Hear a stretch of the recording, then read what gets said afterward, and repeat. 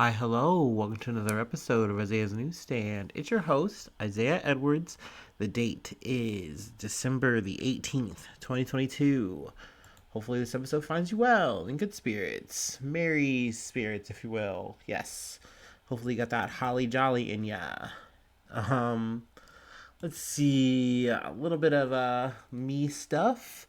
Had a good weekend. Really enjoyed myself. I went to go see a friend. Took a little bit of I guess it's kind of a mini trip for me. I'd call it that. And went to go see my friend's, house estate for the first time. It was nice. And, we just kicked it. I got to, watch them play video games. And then we ate some pizza. And we did some extracurricular activities. And those were fun of the I guess you could say smoke variety, if you will. I mean, I don't know. I feel like you can say that, and no one's gonna come for you legally. I don't know. Maybe not. Who cares? I don't care. But essentially, I had a good time. Long story short, and let's see. As for today, I went to City Barbecue and ordered two sandwiches. One was called the Lola pork sandwich, and then the other one was a brisket sandwich, and both very good. The Lola was essentially a pork sandwich with coleslaw on it. That's what made it different. And I got it on Texas toast, and I got some hush puppies and some fries. Overall, pretty good. I really enjoyed the meal, and I felt like it was a pretty decent price for all the food I got. So that was nice, nice, nice. Trying to think if there's anything else I want to update you guys on in my life. Not too much. Like I said, it was nice to kind of hang out. Even got a nap in today. It was nice. So, really tied the whole Sunday together. We can get into some news. I honestly I don't have too much on the docket for tonight. I really do kind of think, and I mean, I wouldn't say it was a slow news cycle, but I mean, we'll have some stuff for the Patreon too. So, let's get into it. Let's start with ABC News. Three militia members who plotted to kidnap Michigan Governor Gretchen Whitmer sentenced to years in prison. The three men, Pete Musico, Joseph Morrison, and Paul Bellar, were convicted in October of providing material support for a terrorist act. Let's see. The charge of support for a terrorist act carried a maximum of 20 years in prison. There's a link to all their little crime, or all the little charges that they got, but we'll just run through their times. So Musico, who was 44, he got at least 12 years in prison. Through tears, he said he had a lapse in judgment. He was sentenced to at least 5 years for support of a terrorist act charge and membership in a gang, as well as 2 years for the firearm charge, all of which will run consecutively. Our next guy, Musico's son-in-law, which was Joseph Morrison, 28, was sentenced to 10 years in prison. He was given at least 4 years for the two most serious charges, and then 2 years for the weapons charge, all of which will run consecutively. And last was Paul Bellar, 23. He got 7 years in prison and was given a 5-year prison sentence each for support of a terrorist act and gang membership, and they will serve concurrently. And then he will also serve a 2-year sentence for the weapons charge. Now, these guys, you could kind of say, kind of referencing back to the, German shit that popped off. These guys had the firearms. They were doing a lot of talking online, but did they really mean it? And it's I really do think when you look at these guys and you saw what they were saying online, they were really arced up. This is all based off of the pandemic stuff. They really did have an intention. And it was so scary that one of these members was literally hey, I got to go to the FBI. And the FBI, then cracked down on them. They had one guy kind of flipped as an informant, and now these guys are here. Now these guys are serving real time for this bullshit that they were going on and on and on and on about, arcing themselves up. I mean, they really did have a plan to like kidnap Whitmer and I guess like hold her hostage or run into the streets. I don't know. I think they really did want to like kill her. I don't know. That was a talk, and it's really fucked up. You never know how far these guys are gonna go, and you want to just try to leave it alone and let it be, but next these guys, free speech becomes extremism. I mean, it's a super fast, slippery slope. So I definitely don't feel bad for these guys at all.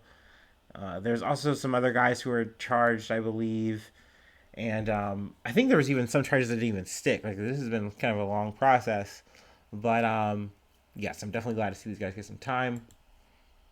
Let's see. I got some international news we can segue into, though. I got this from Euronews.com. Istanbul mayor sentenced to jail for insulting Turkish officials. So this is a story about Mayor Ekrem İmamoğlu,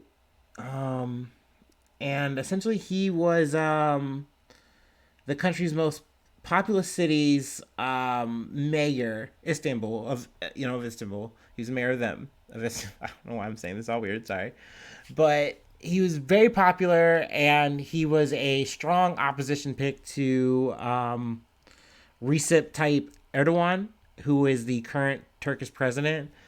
And I mean, essentially, this just feels very face up as like a move, you like essentially like Erdogan using the powers that be to convict a strong competition, because they are going to be elections coming up soon. And essentially, he's now convicted, and not only is he facing prison time, but he's not going to be able to run in politics. So it's just very underhanded, very face up. It's led to thousands coming out and protesting.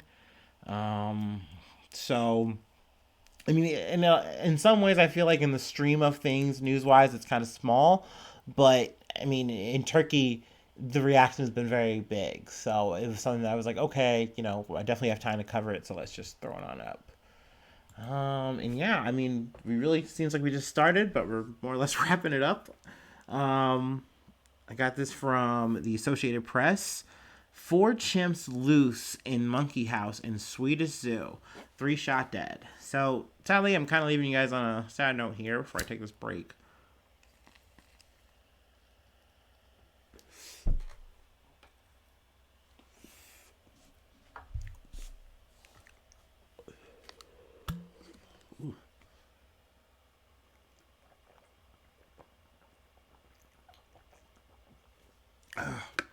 But yeah, one of the monkeys was wounded, and then 3 were shot and killed. And this was at Furuvik Zoo, and they had escaped their enclosures. And I guess the policy is, which I understand, like if these these monkeys are on the loose in the in the building, in the zoo or whatever. Sorry. They can't operate at all. They can't have, patrons come through and visit the animals. They can't have staff out, so they have to handle the problem. Now, kind of just like with the Harambe situation. Yes, I'm from Cincinnati. You could tell by the skyline chili, but you always think like, oh well, in that situation, yes, a kid was involved, so I get using quick, immediate force. Yes, it was lethal, but there's a child involved.